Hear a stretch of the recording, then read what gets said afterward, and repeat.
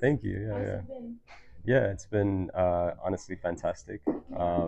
It's that was in January, so we've been on the road since January with the film, all over. Like we were in Tokyo recently, South Korea in the spring, New York, London, Madrid. Yeah, just so like over like 50 festivals now. So it's and now we're here. So yeah. Yeah. So without going into too much detail, grew up around a lot of teen parents and young fathers and things. I come from that kind of family as well, and I just, in thinking about my first feature, I was drawn to this character of Rico when I was just sort of thinking about my family and my brothers and my mother during the COVID pandemic, because I just, and like memories with them. I was just spending a lot of time at home thinking about my family and these experiences. Um, and yeah, just kind of that's where the inspiration began, and I was drawn to this like this character that was had this contradictions, of he means well, but he lacks the tools to really like succeed as a teen parent, so that's kind of like the core tension of the character, and it was really fun just developing it and writing it and casting and so on. I kind of did because I had a clear picture because I based him on somebody that I kind of grew up with. There are a couple of people that I grew up with, so I kind of knew what he looked like. I even knew like how long his hair was and all these things. And then I was looking the way we casted the film. We street casted it in New York, so we just went to a lot of like parks and beaches and things like this. And we were looking for this kind of look, you could say. And then in the end, we couldn't really find it. We were gonna go with a guy who he actually had short hair, kind of looked quite different to what I imagined, but he just had in spirit he was that person. But as it turned out, he decided not to be in the film because he actually had a baby at the time, and his life was too complicated. Um, and we found literally like maybe 48 hours or 72 hours before we had met Juan, who is the actor that plays Rico in the film. And when we met him, he had the long hair that I imagined, everything, like it was just like, oh yeah, you were kind of like the character in my mind. And it's so funny that we had to see like almost close to 100 people to be able to find you, and then we found him, and he was great. He's honestly like, so much of what the film is obviously due to all the actors because they brought so much like I don't know, flair and specificity to the film and their roles and stuff. But yeah, I owe a lot to Juan and all of the actors. Yeah, yeah. So uh, I mean, I come from a documentary background. I've made some like mostly like observational documentaries.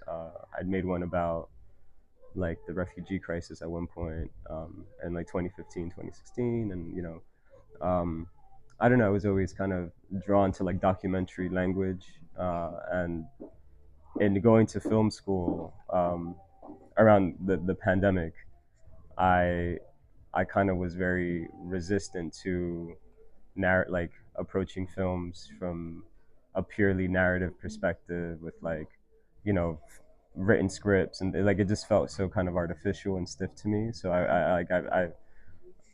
I've always wanted to work with real people in a way, and yeah, and this sort of with this sort of semi-improvised dialogue and borrowing. And obviously, I'm not the first to do this. There are so many filmmakers who've done, like John Cassavetes, for example, and there's a filmmaker that I love in France who's kind of like John Cassavetes, Maurice Pialat, who worked with improvised dialogue.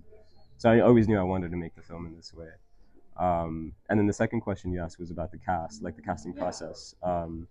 Yeah, so the casting process was initially I wanted to cast the whole film, like with non-actors essentially, and our initial push was to find, but that proved to be a little bit more difficult because we had a small budget, and when you can't really pay people a lot, it's hard to, I guess, get people to reliably commit to a 2 week or 3 week process. And so in the end, we kind of had to you know jigsaw it with a combination of professional. They're kind of like emerging, you could say, emerging actors, because they're not like obviously Hollywood stars or anything. But so yeah, like the mother, Juan, they're kind of like, you could say, classically trained, and they come from theater background and so on. The sister, she has like a commercial, Natalie Navarro.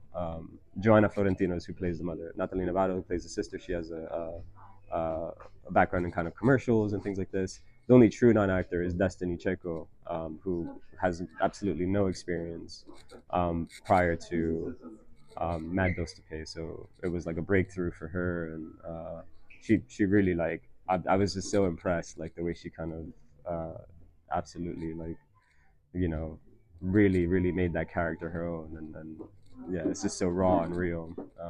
So yeah, she has a bright future. They all have a bright future. Yeah, it was. Um, I always say this, like making a short and making a feature is like it's like the same amount of work, because like you have to cast it, you have to find the locations, you have to find the it's the designing, like all of it is kind of, it entails the same amount of work. The only real difference is that with a feature, at least in my experience, is just obviously a longer schedule. So whereas like in a short, you could not sleep for 6 days and just power through it, and there's, at the end of day six, okay, you've shot your film. On a feature, you can't really do that. You can't not sleep for like 3 weeks, like, or however long, so it's really about like stamina and sustainability and kind of like pacing yourself and so on.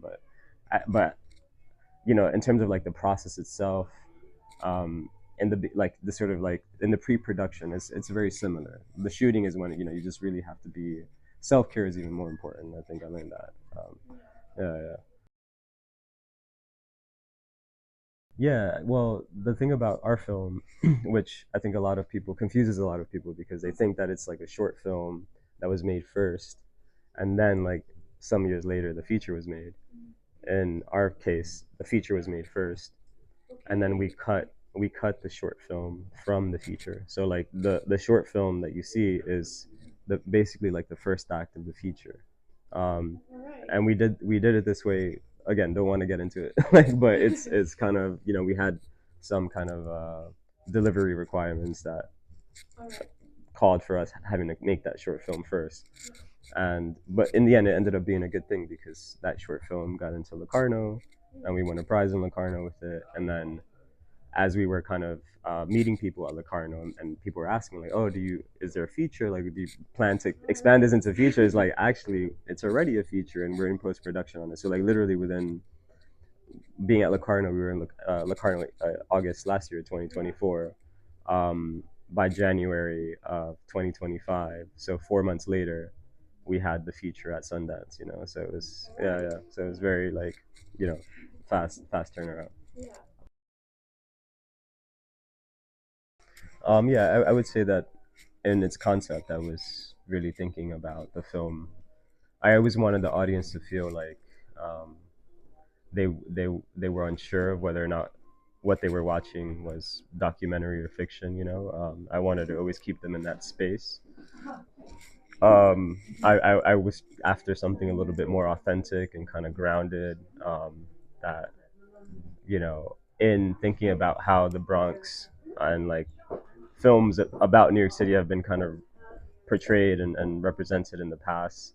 I wanted to really go against that language, in a sense. So so yeah, it was there from the beginning, to answer your question. Yeah. In a way, yeah, like when a lot of people ask me about Mad Bills or comment about it or whatever, like they think it's more documentary than fiction, but it is actually a fiction film. Like, this family, they're not a real family. They met each other days before, shooting. That their chemistry works so well. It's just honestly like is a testament to like the casting and you know their skills as actors. But the film was not made like a documentary in its concept, nor in its like production or post production. It was very much like structured like a fiction film, and that we had a tight schedule. Um, we knew the scenes that we were going to shoot. We shot 100 scenes in 16 days, so it was a lot to get through. Um, uh, so that just, and we had very limited resources, so that really demanded a lot of precision from like the production side of things. Um,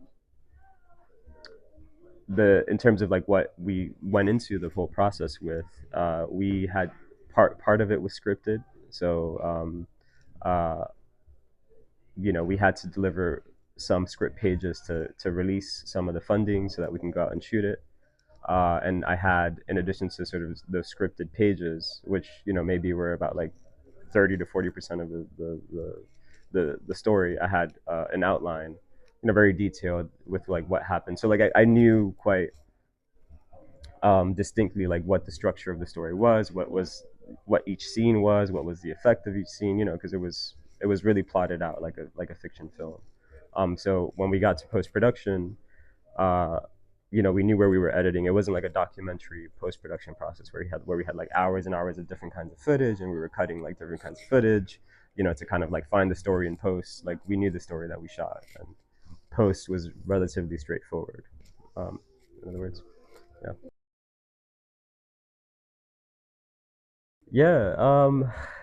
Yeah. What did I like the most? Honestly, uh, I liked.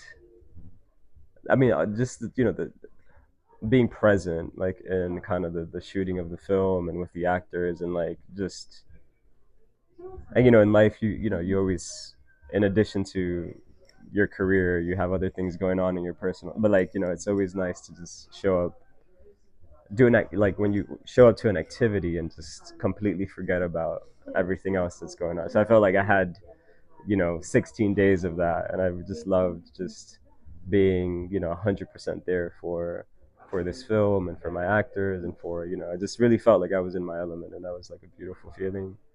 um I loved just to see, in post production, like when as things were coming together, just to see like the characters and how they flourished.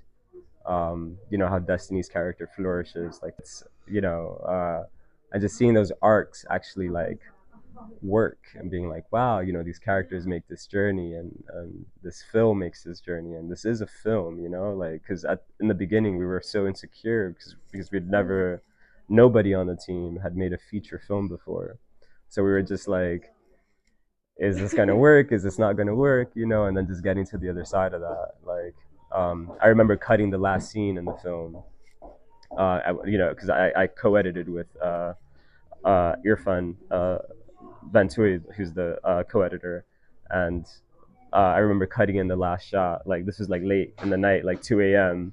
And then this is like, I was like, wow, this is it. This is the last shot of this film, and it was like very emotional. It was, I don't know. I kind of really moved me just to be like, like, I don't know if this is a good film. I don't know if it's a bad film, but it's a film that we made, and I'm proud of it. Yeah. But it's been a lovely, yeah, lovely experience.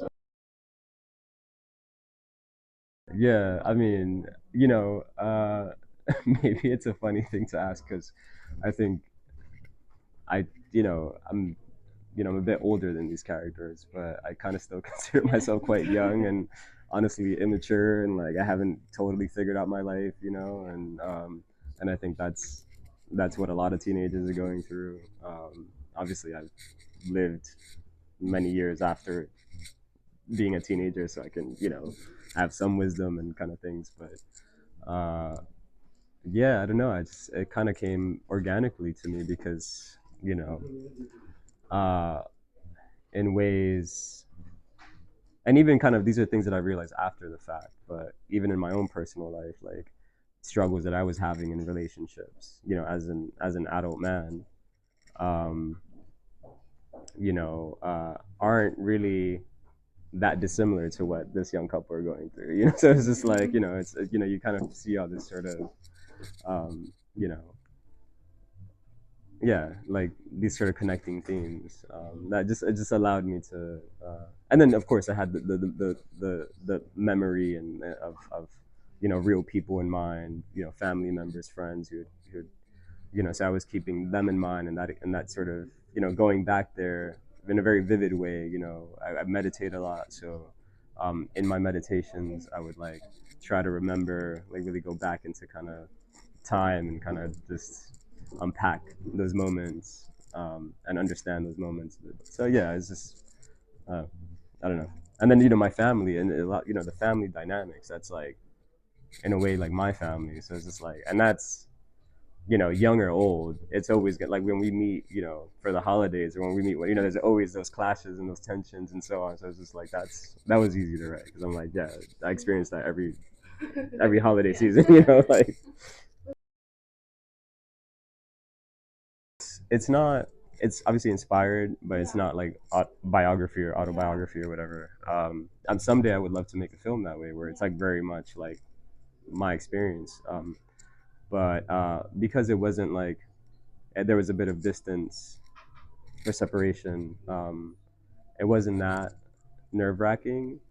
But I had a screenwriting tutor once tell me that like if what you make doesn't embarrass your family, then it's like it's not deep enough, it's not personal enough.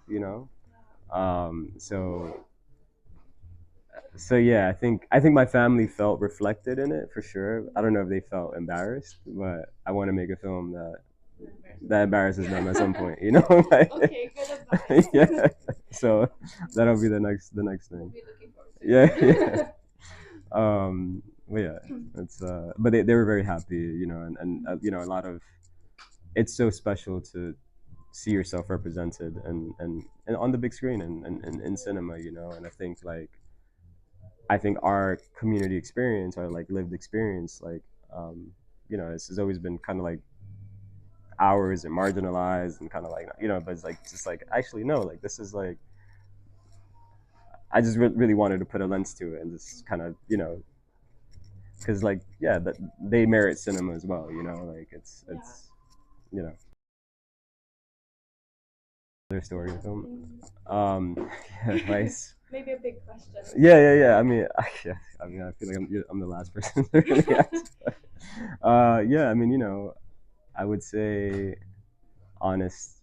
Yeah, make just try to focus on making an honest film, and you know, do it in your way. Listen to your instincts. The sort of embarrass your family, as I said. Yeah. But yeah, honestly, I think for me, I can only speak on my journey, and everybody's journey is different. Everybody has like certain, like different, levels of privilege and so on. Like for me, I didn't come from like a filmmaking background. Like no one in my family is a filmmaker. Like we grew up in social housing. Like this whole dream was so inaccessible from the very beginning, and it just took a lot of perseverance and a lot of kind of pushing forward. And even in making Mad Bills to Pay, like we had no support really. Like it was just us being like, okay, now is the time to make it. We gathered our resources and our funds and our money, which was very little, and we just went for it. So like and I think it's very much in the spirit of being from New York. Like we're never, it's life moves very fast, always in a rush. You can't wait on anything. So like all that to say, like, don't. My advice to young people would be like, don't wait on permission. Someone to say yes, go make your film. If you feel like you want to make your film, just do it. And, that's it. Wishes. Yeah, I think the film is a very open-ended film in the sense that it doesn't really resolve in a neat way. Um, which, if you see the film, you will know what I mean. So you're left with this tapestry of moments in a family's life that you the intention is that you leave the cinema and you just kind of you meditate on what you've just seen, like and only in retrospect is it maybe that you're able to come to your own understanding of what this sort of this character's journey and this sort of young couple's journey. Um, so so I don't really have any like clear like I want you to leave with this message, you know, like because it's not that like it's really yeah in that sense. But what I do want people to experience though is like the I guess the just for you know those 100 minutes just having shared in or having been invited into this family's life and been with them for you know and you know when maybe if they visit New York or if they you know like for people obviously in Sweden if you're from New York you see this all the time but like you know just take a second look you know like don't you know because oftentimes it's so easy to overlook people you know that you meet casually on the street you know it's like oh yeah that you know that could be a guy like Rico that could be a girl like Destiny you know like so I want yeah that people to leave with a bit of empathy I would say yeah. Yeah, yeah.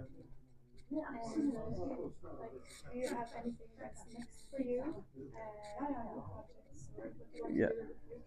Yeah, working on a few things, more features, hopefully. But yeah, everything is like in its early stages, so it's been a lot this year just with this film and traveling, and you know. So yeah, I'm gonna take the holiday season, the winter, just to kind of really think about what comes next. But yeah, I have a few things kind of in mind, building on the themes and the stories that I'm exploring in Mad Bills.